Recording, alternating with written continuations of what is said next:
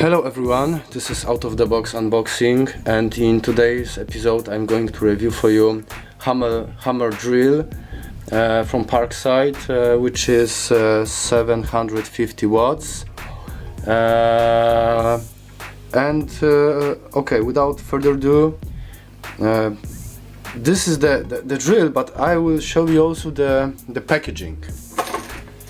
And this is something I would say slightly new from Parkside, because from the outside the design is similar.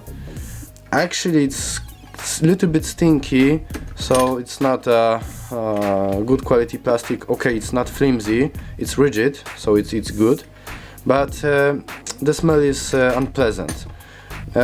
What is new about this, let's say, design? It's interior.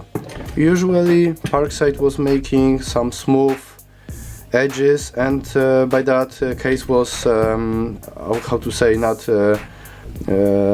so, the space was not used so efficient. Now you are getting almost empty case without any shapes inside, so you can put the drill where it is designed to be. Here we have a small graphic to remind you how to put it. It's something here to support, but actually nothing special. I think it's for manual. It's space for the manual, but so we are putting here the drill. Try to wrap cables and that's it. So the case is more efficient.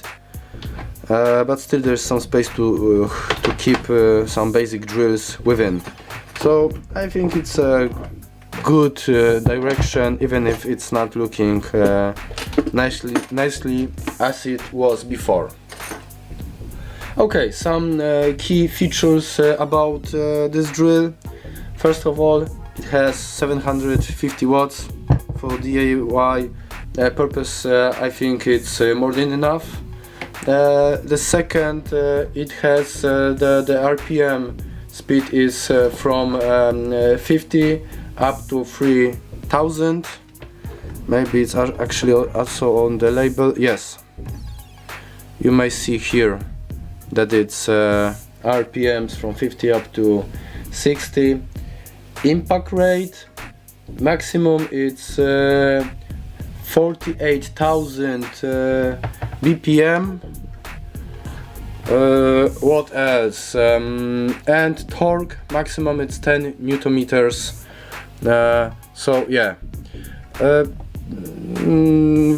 this is, I would say, less practical information, because actually I think nobody really take care how much how many RPMs drill has, or how many Newton meters. It actually, everybody cares it's actually good or bad. So the practical information about this drill is that the maximum diameter for wood is of the diameter of the drill for the wood is 25 millimeters. For concrete it's 10, and for steel it's 8.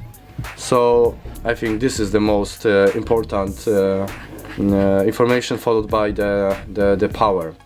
And also cable length is 3 meters, which is, I would say, standard. It's enough. If you want to drill somewhere, let's say away from the power supply, you need to have a cord to plug it in. So this is I think standard. Nobody else is including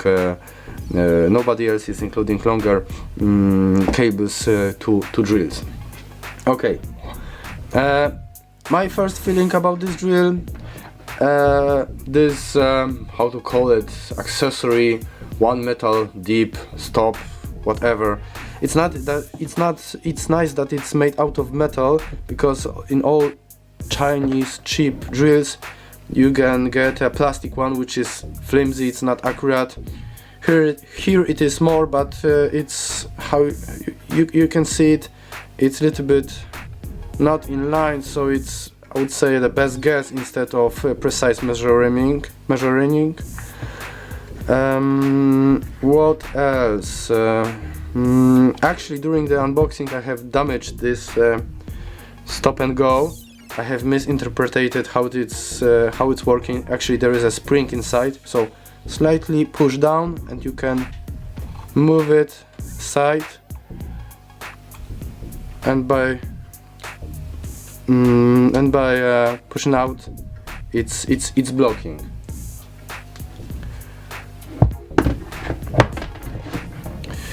Okay, so this is this metal deep stop. Second thing, this handle. It's sorry to say that it's shit. It's turning around. Okay, it has to. It's the system. But if I try to turn it more, I feel that it starts to crack a little bit. And still, when I'm holding this drill, it's turning around by itself. So you can imagine that you are standing somewhere at the ladder, trying to drill a hole, and your drill, instead of being in your head, is starting to twist and turn. It's unpleasant experience. On the top you have a standard switch from the impact to single drill mode, which is quite standard. Left, right, and blockage. What is for me something in such drills annoying, and I think it will not perform well, it's RPM's adjustment. Put it in here. I will plug the drill and check if you can also adjust by pressing, but this is good when you are, let's say, drilling in steel, in standing still position, so you can always adjust the RPMs, which is fine. But for daily use, when you want to drill hole in concrete, not with full power, you will not keep one hand drill and then operate. It's senseless. So now I will plug it in and we will see how it's actually working. It's the first time that I'm plugged it in.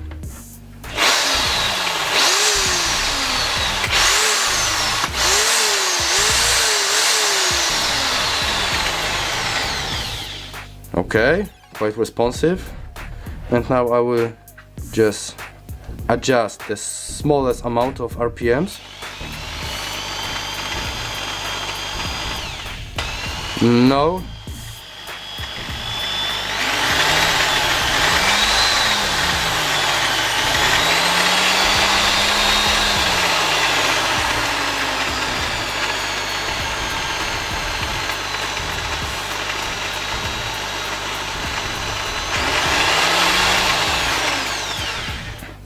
Actually, you can adjust the speed by clicking, by using this switch, but it's not so smooth. It has like I would say 2 or 3 positions, and with smaller speeds, I think it's working with higher speeds.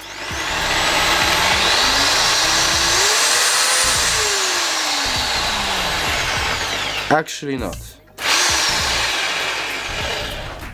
And here is, I think, blockage of the rotation, which is very nice feature, especially with such coupling, because most of the time with such quick coupling you cannot, or you have to use your second hand and try to grab it, and when it's hot it's not working. Here you can just press it and then release your drill. So this is the impact drill from Parkside overview. I don't have a clear opinion about this drill, because I think when you start to work a little bit harder, it will fail. But from for the usage one or maximum twice per year, it will be more than enough. It's okay that you have this adjustment, but it's also not so precise, because there is some space in between when you are turning, so it's not adjusting the speed straight away. But what you can expect for drill, for something like 25 euros, something like that. So please share with me your opinion in the comment section down below. As I mentioned, I have no clear judgment on this electric tool. I'm waiting for your feedback. Thank you very much, and see you later. Bye.